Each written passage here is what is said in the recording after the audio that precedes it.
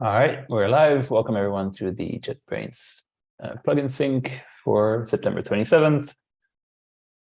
We have a couple of items from the agenda from Ali, who is not on the call, but that's fine. We can still discuss them. So the first one is about telemetry updates. So the event UUIDs have been merged. The custom contexts have also been merged. So a lot of good progress here on the telemetry. And then the last thing, or the proxy support is in review.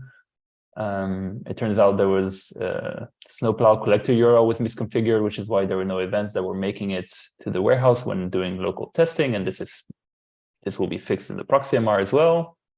So overall, he's saying that we should be able to have a version, to release a version with the snowplow enabled by the end of this week, if it was go well. So that's awesome. So I was just thanking Ali for the great progress here. He has a question here, whether we should implement suggestion not provided before releasing. It seems like a straightforward implementation.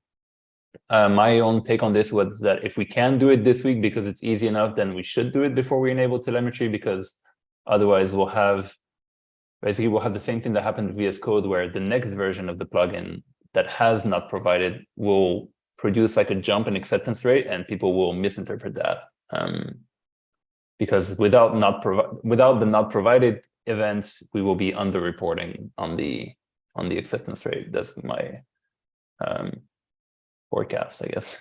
So, however, if we can't do it this week, then that's fine. I think we should still enable telemetry without it, just so we have some events over the weekend. I still feel like I'd rather have events than no events by the end of this week. So it looks like there's a bunch of nodding. So it seems like there's agreement here. Kai, you were going to write something. Any other thoughts you want to share on this?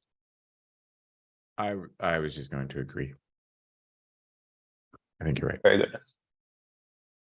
Cool. All right, let's move on to the next point then. Also from Ali, we added a debounce delay of 1 second when implementing this very long class name. This feels a bit slow, and he thinks that there was some consensus on how long to wait before showing a suggestion, and was it 750 milliseconds?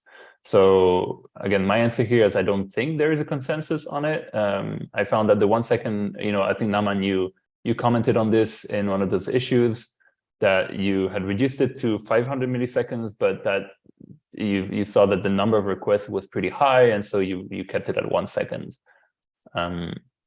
I think 750, where the 750 comes from, that's the threshold we actually use in the reporting, like on the dashboards, to calculate the acceptance rate. It's like the minimum time that a event has to be shown for it to be counted in the rate, but it's not really related to like how often we want requests to be made.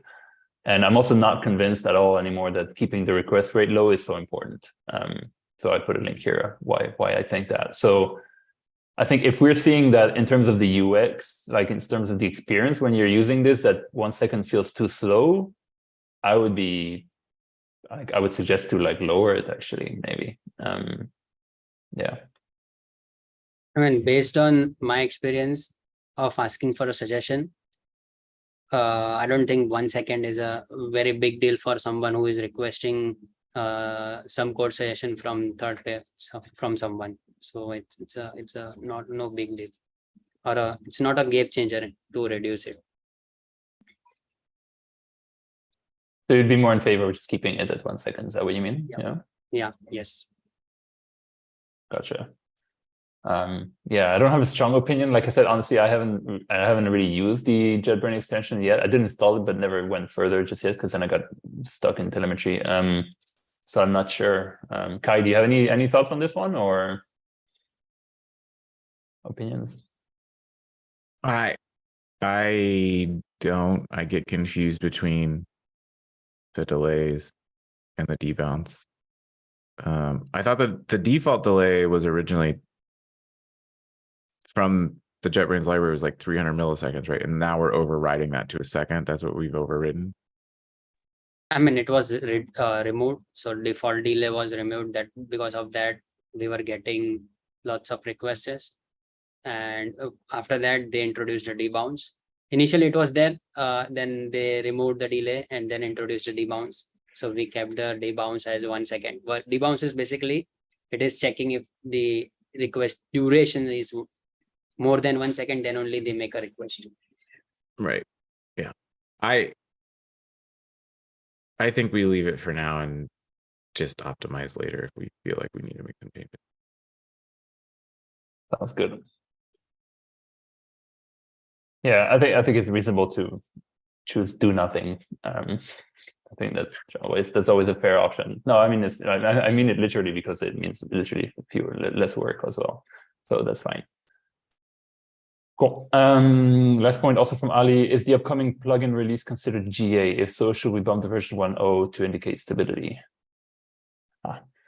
I was talking about this with Kai, I think, a few weeks back. So I'm glad to see this topic come up again. I've recently told Kai I wasn't, because initially I was very keen on this. Is I was like, well, if we're GA, then, or whenever we decide that we're GA, we should bump the version to indicate that. And Kai was like, well, maybe not convinced. And now I'm also not super, like, I don't know. I don't feel so strongly about it anymore. I was thinking about this morning. I don't know why. My thought was, because JetBrains, NeoVim, and Visual Studio are exclusive to code suggestion. I feel like internally we will call them GA when telemetry is done. That's what we've agreed to sort of internally in the organization. I think we should reserve the 1.0 tag for code suggestions GA, because it will align better with like the signal in the market that the service that it provides is GA. Because I think right now, if we GA the extensions, there's a potential that people will sort of assume code suggestions is better. I think that's a valid point, actually.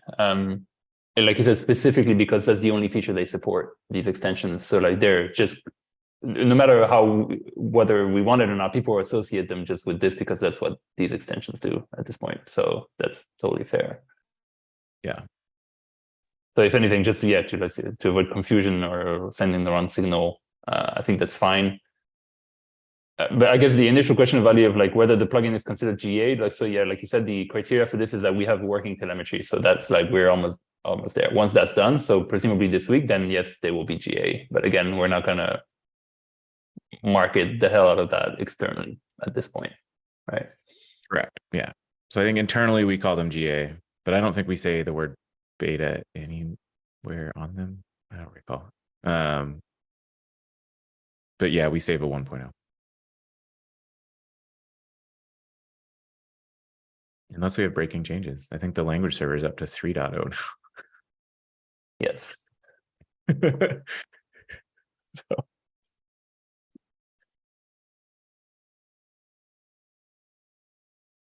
Yeah. We can do a Firefox and like bump major versions every 2 weeks and get to like 153 or whatever it's at right now, 180 dot something, which is ridiculous. All right, cool. That was it for the agenda. Was there anything else people wanted to discuss? Oh, works for me. I think I'm also done from mine. Cool, awesome. Then thanks everyone, and have a nice rest of your day.